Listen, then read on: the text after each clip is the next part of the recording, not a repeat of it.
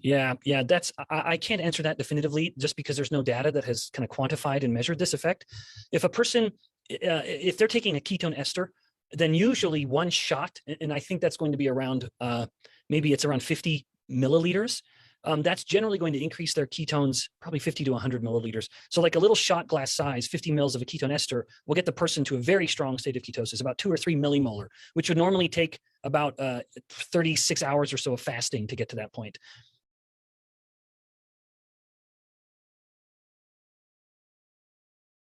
A ketone salt amount will maybe get you to, honest to goodness, a tenth of that, maybe about 0.3 millimolar, which you could argue is not enough, although that's not been quantified. But the difference between ketone ester and a ketone salt is very, very clear. There's no question that ketone ester is significantly more effective. But again, for most people, it's unfortunately cost prohibitive. It's just very expensive to make. What's interesting about traumatic brain injury, in fact, I think there is evidence, at least in rodents, to show that ketones do enhance recovery from traumatic brain injury. In fact, I'm quite confident even that to a degree that is used even clinically nowadays, where someone experiences traumatic brain injury, they're given a solution of lactate and ketones, both of which provide a fuel for the brain and enhance the recovery.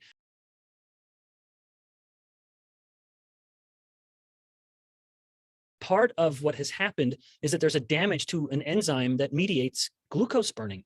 This enzyme called pyruvate dehydrogenase gets compromised oddly, and through mechanisms I don't know, but it has been measured and it is lower and with TBI. And so there might be a direct attack on the ability of the brain to use glucose. And then essentially any other fuel would then become therapeutic, whether it is ketones or, I hate to bring in a new character, but even lactate is a fuel for the brain.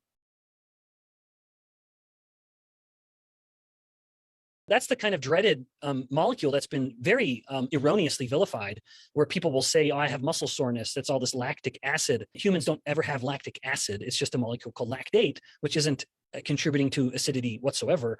And second, it has nothing to do with muscle soreness. Lactate doesn't make a muscle feel sore, but lactate is something that is made from a working muscle.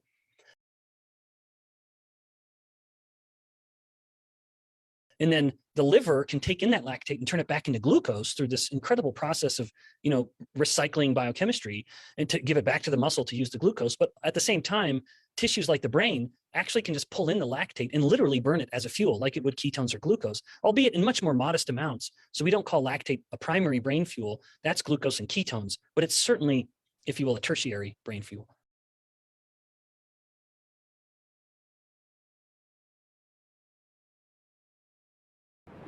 Annotated and summarized, easy to share with loved ones.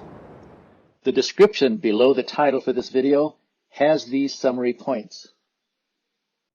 From the website doctorstotrust.com, you can view the summary notes and share or print the PDF of those notes.